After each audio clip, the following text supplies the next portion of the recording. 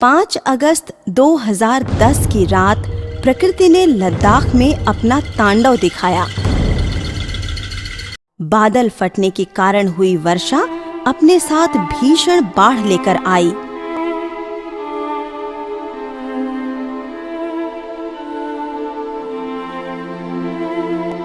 सोए हुए लोगों के साथ उनके घर दूर तक बह गए। खेतों में तैयार फसल के ऊपर कई फीट कीचड़ जम गई।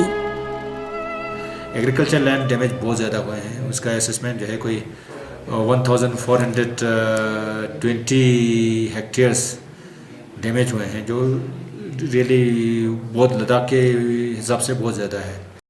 सेना के जवानों द्वारा तुरंत राहत कार्य युद्ध स्तर पर शुरू किए गए, जिसके कारण जल्दी से जल्दी यातायात को बहाल कर लिया गया।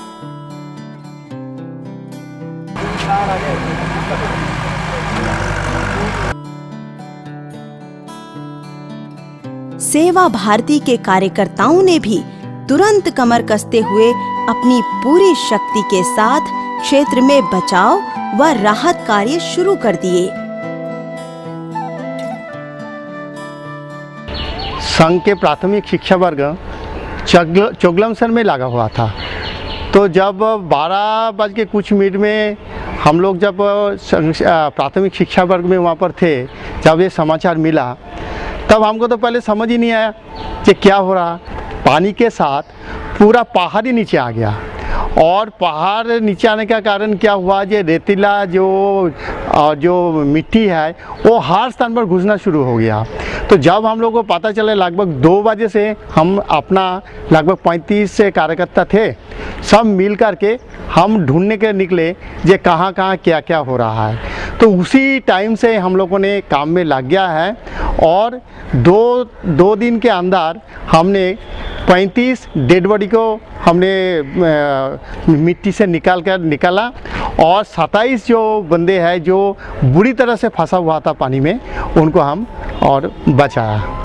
सेवा भारती के कार्यकर्ताओं ने क्षतिग्रस्त गांवों में पहुंचकर लोगों को तुरंत आवश्यक वस्तुएं पहुंचाईं। साथ ही वहां के ग्राम प्रमुख के साथ मिलकर आपदाग्रस्त परिवारों को हुए नुकसान की सूची बनाई। प्रारंभिक राहत कार्य और सर्वेक्षण पूरा होने के बाद स्थायी पुनर्वास के लिए सेवा भारती के कार्यकर्ताओं ने विस्तृत योजना बनाई। वे इस योजना के लिए प्रशासन के अधिकारियों से मिले और उनके सहयोग से बड़े स्तर पर कार्य शुरू किए गए। एनजीओस का पहले ऐसा हुआ था, एनजीओस पहले अपने मर्जी से काम कर रहे थे, लेकिन वो ज़रूरी भी था शुरू में। लेकिन उसके बाद फिर लॉन्ग टर्म एक एनजीओस का एक रिस्पॉन्सिबिलिटी बनता है। फिर मैंने एक मीटिंग लिया था एनजीओस का, जिसमें उनको स्पेसिफिक उनको काम सौंपा, जो जिन एनजीओस के अपने स्पेशलिटी हैं। और ख़ासकर सेवा भारती ने यहाँ पर शेल्टर प्रोवाइड करने का इन्होंने काम लिया। 50 घर बनाने का इन्होंने वादा किया है, शायद उस पर उन्होंने काम भी शुरू किया हुआ है। तो ये बहुत अच्छा काम कर रहे हैं जो कई एनजीओस। छोटे छोटे व्यवसायियों को उनके व्यवसाय के अनुरूप उपकरण उपलब्ध कराए गए, जैसे नाई को कुर्सी, दर्जी को सिलाई मशीन, ढाबा वाले को बर्तन, बढ़ई को उसके औजार आदि दिए गए।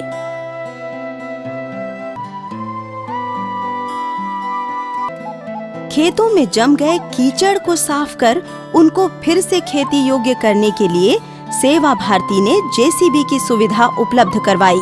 लद्दाख में पानी के झरने से चलने वाली चक्की का प्रयोग किया जाता है, जिसको वहाँ रंटक कहा जाता है। बाढ़ में लगभग 250 रंटक बह गए। सेवा भारती ने कई गांवों में रंटक उपलब्ध कराए।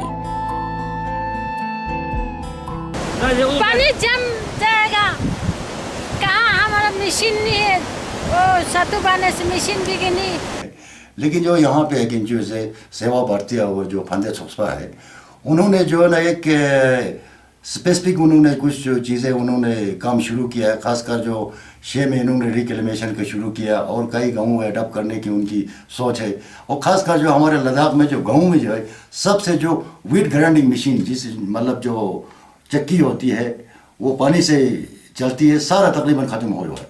तकरीबन 150 जो ग्राट है वो चला गया। उन्होंने हमें आश्वासन दिया है तकरीबन 100 ग्राट जो बना के देंगे।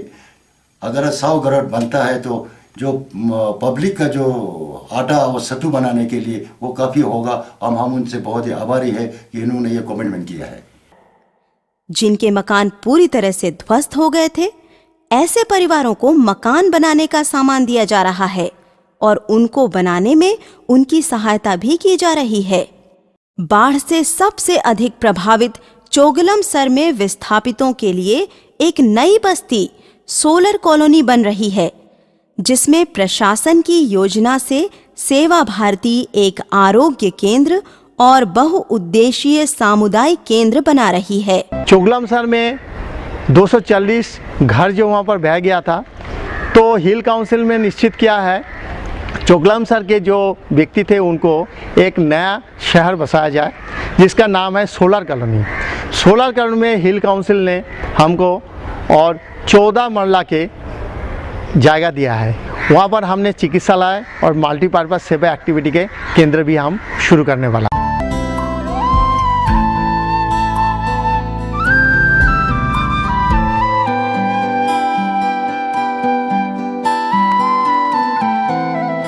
इस त्रासदी से लोगों को उबारने में चुनौतियां तो बहुत हैं, परंतु सेवा भारती के अथक प्रयास, योजनापूर्ण कार्य और सभी के सहयोग से धीरे धीरे लोगों का जीवन पुनः सामान्य हो रहा है।